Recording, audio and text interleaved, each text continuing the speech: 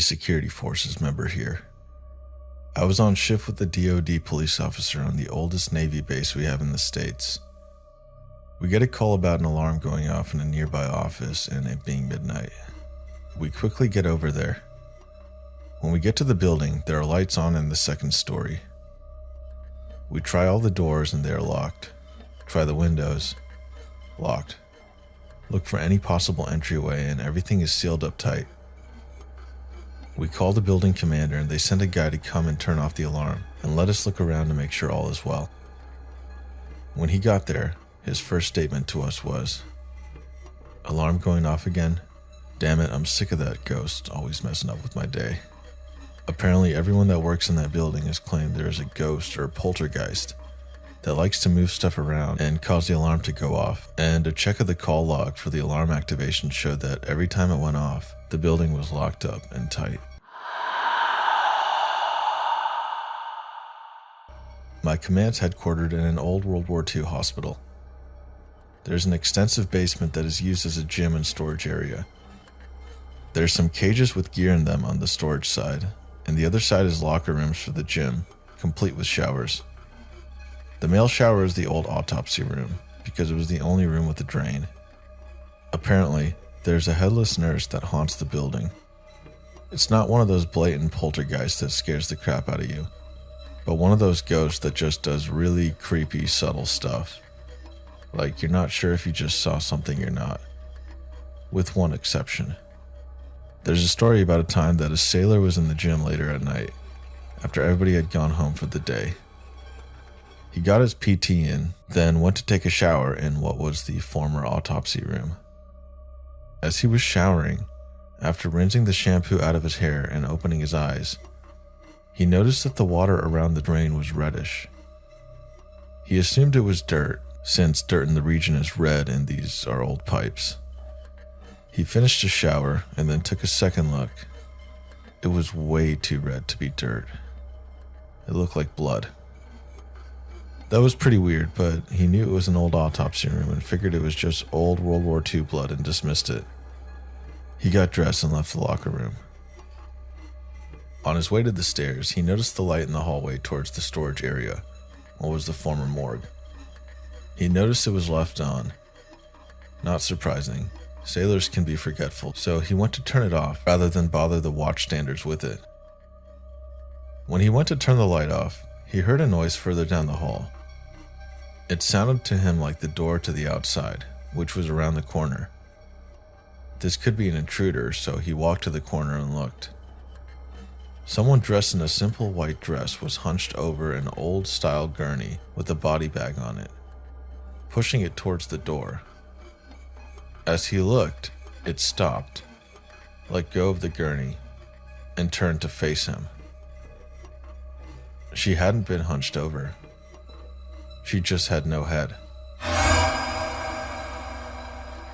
He noped the F out of there, went straight up the stairs to the quarterdeck, aka lobby. He tried to tell the sailors on watch what he'd seen, but he was mostly a babbling mess. They called the chaplain, and he took the guy somewhere off to talk because he had no interest of going back into the building. Once he'd calmed down and was rational again, he told this whole story. When people at the command found out some scary shit happened to him, he told them all this story.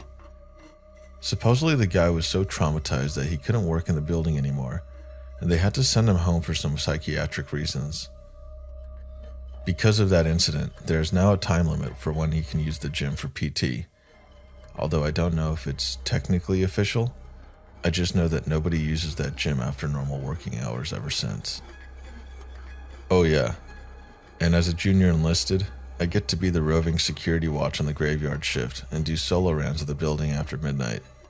I take a flashlight every time, but it doesn't make me feel much better about it, especially knowing that there could be a headless nurse pushing a gurney, just waiting for me to notice her.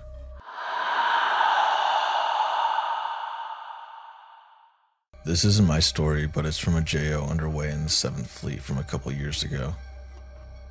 It's pitch black outside in the middle of the night when the lookout runs in the bridge to inform the OOD that he heard a man crying for help. The ship calls away for muster only to discover that everybody is present on board. Later on during the day, the OSs determined that the ship was in the vicinity of where World War II battleship USS Indianapolis sank from a Japanese submarine.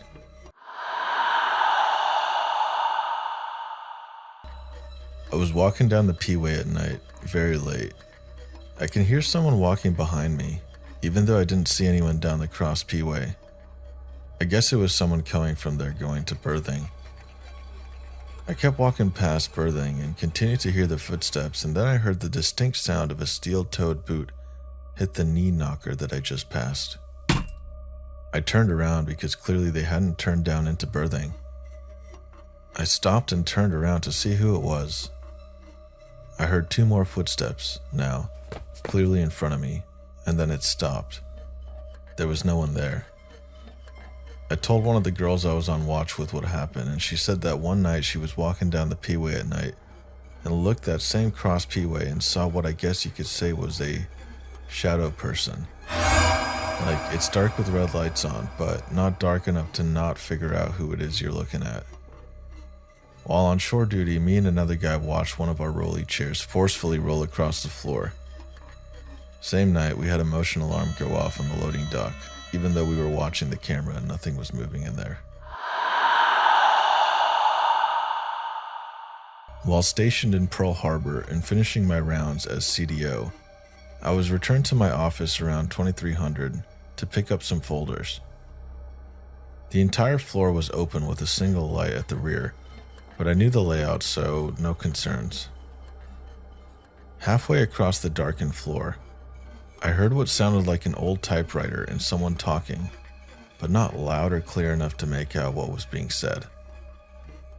All the hairs on my neck just instantly went up, and I had the feeling like leaving might be a really good idea. The next day, I was commenting about it to one of the aunties working in my department, and she mentioned that during the Pearl Harbor attack, one of the secretaries working on that floor was killed. It still gives me the chills thinking about it. When I was in the Navy, I saw a UFO. A lot of people will tell me no, that it was just some weird lights, but nothing created on the planet Earth moves the way this thing did. It was just getting dark outside, underway at about 10 knots in the Mediterranean, dead flat seas. I'm sitting watch up in the Brightbridge console when I notice a single point of light in the air. To me, it's what looks like a helicopter hovering above one of 2 merchant vessels in sight. I check with the AIS and get the names of the 2 vessels and relay the information over to our TIC/IDS. It's not incredibly uncommon for a merchant vessel to have a helicopter on board, but there's absolutely no signal coming from the bearings I was giving, and no record of either ship having a helicopter. At this point, I started to get more concerned and curious. The point of light is still hovering above one of the ships. I head out to the port bridge wing and get on the big eyes, high-powered mounted binoculars, to see if I can get a better look at the aircraft. It appears to be at least 11 nautical miles away, and even with the magnification, all I can see is a single point of light. At this point, the OOD is interested as well, and joins me on the bridge wing, and we watch this point of light zip 15 nautical miles in a matter of 2 to 3 seconds and stop directly over the other merchant vessel. There was no wind-up acceleration. It just went from hover to full speed to full stop instantly. The officer standing with me was completely speechless and in awe at what just happened, and called for a higher power air radar search on that vector. Still, nothing at all. The point of light hovers above the ship for a minute or so, then at about half the speed from before flies to a point between the 2 vessels over the open ocean. It makes 3 to 4 dips down to the water and then back up to about 10,000 feet. Then it started to make an infinity loop pattern in the sky. It was dropping from around 10,000 to 2,000 feet and back up at an incredibly rapid pace. No human-made aircraft is capable of this amount of precision, acceleration, and deceleration or speed. Before the 2 of us could even react, the craft blasted across the sky at a slightly upward angle, completely silent, leaving no trail or trace at thousands of miles an hour before disappearing into the open sky. The officer of the deck standing next to me had his mouth wide open, eyes practically bugging out of his head behind the binoculars. He looked at me and said, "Red Clam, what in the fuck did we just see?" To which I replied confidently, "We just saw a UFO, sir." We reported it to CIC as a glare on the windscreen of the bridge. That we messed up, haha, but we know what we saw with our bare eyes. The two vessels involved got underway a few minutes after our report, each heading back towards the coast at 15 knots, along the same exact track. I lost track of the vessels when I got off watch 4 hours later, but I've always been curious about them and where they ended up. TLDR, the officer of the deck and I saw a UFO while on watch in the middle of the Mediterranean Sea.